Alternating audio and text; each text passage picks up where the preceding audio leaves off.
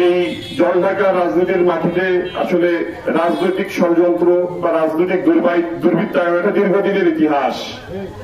এখানে প্রতিপক্ষকে রাজনৈতিকভাবে মোকাবেলা করার থেকে প্রতিপক্ষকে অন্যায়ভাবে ষড়যন্ত্র করে মামলা মোকদ্দমা বিভিন্নভাবে হেনস্থা করার ইতিহাস। তো এখানে আমি আগামীতে মনোনয়ন যদি আমার আব্বা পান বা যিনি পান ধানের শীষের পক্ষে কোনো অসুবিধা নাই।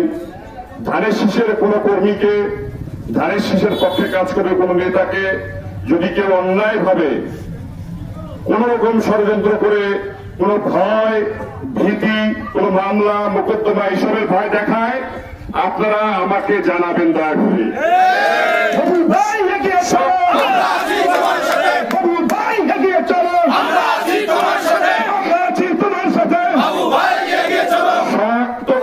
এইসব অন্যায়ের বিরুদ্ধে প্রতিবাদ করা হবে। এখানে বিনা কারণে সে যে কোনো দলের রাজনৈতিক কর্মী হোক, আমাদেরকে রাজনৈতিক সহাবস্থান তৈরি করতে হবে। আমাদেরকে আগামীতে সুস্থ ধারার রাজনীতি করতে হবে। সে আমার দলের কর্মী হোক, আল্লাহ চৌধুরী সাহেবের কর্মী হোক বা জারি কর্মী হোক, কারোর সাথে কোন ধরনের হয়রানিমূলক কর্মকাণ্ড করা যাবে না। আপনারা সবাই সচেতন থাকবেন। এই ধরনের অন্যায় যেখানে হবে সেখানে প্রতিবাদ করতে হবে এবং শক্ত ব্যবস্থা গ্রহণ করতে হবে। আপনারা দয়া করে আমার কান পর্যন্ত পৌঁছাবেন বিষয়টা। কোন ধরনের রাজনৈতিক দুর্বৃত্তায়ন, রাজনৈতিক সন্ত্রাস আগামী দিনে এই নীলগঞ্জের মাটিতে বা জলঢাকার মাটিতে প্রশ্রয় দেওয়া হবে না। এখানে হিন্দু ধর্মের অনেক লোক আছেন যারা মুখ খুলতে ভয় পাচ্ছেন। আপনারা বাংলাদেশের অধিবাসী, আপনারা জলঢাকার অধিবাসী, আপনাদের ভয় পাওয়ার কোনো কারণ নাই। আপনারা আমার ভাই। আপনারা এই বাংলাদেশের সম অধিকার নিয়ে বসবাস করার মতো নাগরিক। রাজনৈতিক সমর্থন, রাজনীতি করা এক জিনিস, আর সামাজিক নিরাপত্তা প্রদান এক জিনিস। আপনি হন না কেন অন্য দলের সমর্থক, হন না কেন অন্য দলের রাজনৈতিক কর্মী, আপনাকেও যদি কেউ হয়রানি করে অন্য দলের সমর্থক হওয়ার পর আপনারা আমাকে জানাবেন। আপনাদের পাশে দাঁড়াই কিনা আপনারা বুঝে নেবেন ইনশাআল্লাহ। কোন রকম অন্যায় আচরণ কোন ধর্মের, কোন বর্ণের, কোন দলের লোকের সাথে করা যাবে না, কোন ষড়যন্ত্র করা যাবে না।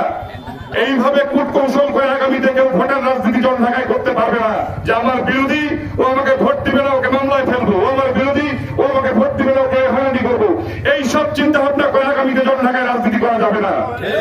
আপনারা সুস্থ ধারার রাজনীতি করেন, আপনারা জনগণের কাছে যান, আপনারা জনগণের কাছে বার্তা পৌঁছায় দেন। জনগণ যদি আপনাদের পক্ষে রায় দেয় দিবে, জনগণ যদি ধানের শীষের পক্ষে রায় দেয় দিবে, জনগণ যদি ধানের শীষের মনোনীত প্রার্থী আনাস চৌধুরীর পক্ষে রায় দেয় দিবে। কিন্তু আপনারা কোন ষড়যন্ত্র করবেন না বলে দিলাম।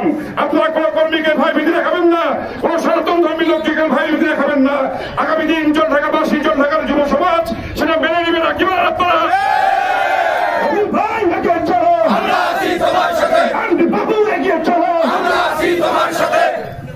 আমরা চাই এমন একজন জলঢাকায় নেতৃত্ব দেখ যে জলঢাকাবাসীকে উন্নয়নের স্বপ্ন দেখাবে না, শুধু জলঢাকাবাসীর জন্য উন্নয়ন কর্মকাণ্ড করে তা বাস্তবায়ন করবে।